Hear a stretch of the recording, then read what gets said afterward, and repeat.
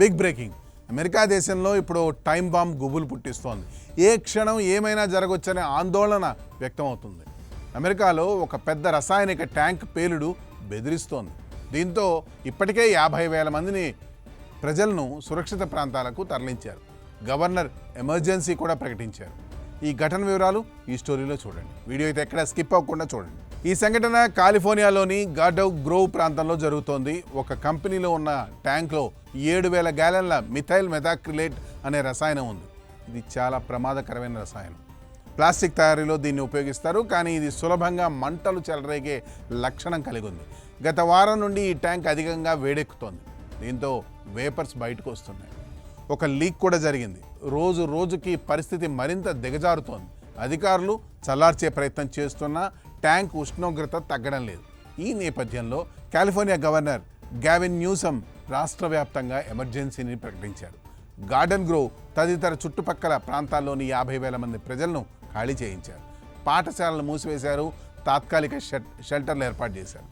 ప్రజలు తమ ఇళ్లను వదిలి సురక్షిత ప్రాంతాలకు వెళ్లాల్సి వచ్చింది. ఈ ట్యాంక్ డిస్నీల్యాండ్ నుండి కేవలం 5 మైళ్ళ దూరంలో ఉంది. కానీ డిస్నీల్యాండ్ సాధారణంగానే పనిచేస్తుంది, ఎందుకంటే అది ప్రమాద జోన్ బయట ఉంది కాబట్టి. ఈ ట్యాంక్ ఉష్ణోగ్రత ఎప్పటికప్పుడు పెరుగుతోంది.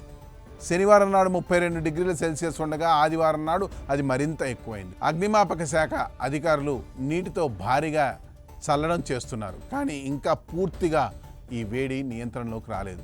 ట్యాంక్లో ఒక వాల్వ్ పనిచేయడం కూడా లేదు. ఆదివారం ఒక చిన్న పగులు కూడా కనిపించింది. ఈ పగులు కొంత ఒత్తిడిని తగ్గిస్తుందని అధికారులు భావిస్తున్నారు, కానీ ఇంకా పూర్తి భద్రత లేదు.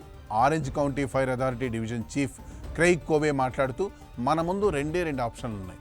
ఒకటి, ట్యాంక్ పగిలి రసాయనం కారణం. 2, థర్మల్ రన్వే అయి పేలడం అని హెచ్చరించారు.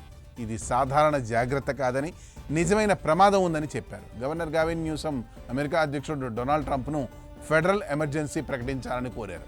ఇంతకీ ఈ సమస్య ఎందుకు వచ్చిందంటే, ఈ కంపెనీ గతంలో పర్యావరణ నిబంధనలను ఉల్లంఘించింది. దాదాపు $10 లక్షల జరిమానా కూడా చెల్లించింది. గార్డెన్ గ్రోవ్ ప్రజలు ఈ కంపెనీపై క్లాస్ యాక్షన్ లావాదేవీ కేసు కూడా వేశారు. కంపెనీ పేరు జీకేఎన్ ఏరోస్పేస్ ట్రాన్స్పరెన్సీ సిస్టమ్స్. ప్రస్తుతం అధికారులు ట్యాంకును నియంత్రించడానికి అన్ని విధాల ప్రయత్నాలు చేస్తున్నారు. పరిస్థితి ఇంకా అదుపులో అయితే లేదు. ఎప్పుడు పూర్తిగా నియంత్రణలోకి వస్తుందో చూడాలి. ఫ్రెండ్స్, ఇలాంటి పరిశ్రమలు నగరాల సమీపంలో ఉండడం వల్ల ఇలాంటి ప్రమాదాలు తరచూ జరుగుతూనే ఉన్నాయి. పర్యావరణ భద్రత, ప్రజల భద్రత ఎంత ముఖ్యమో ఈ ఘటన మనకు గుర్తు చేస్తుంది.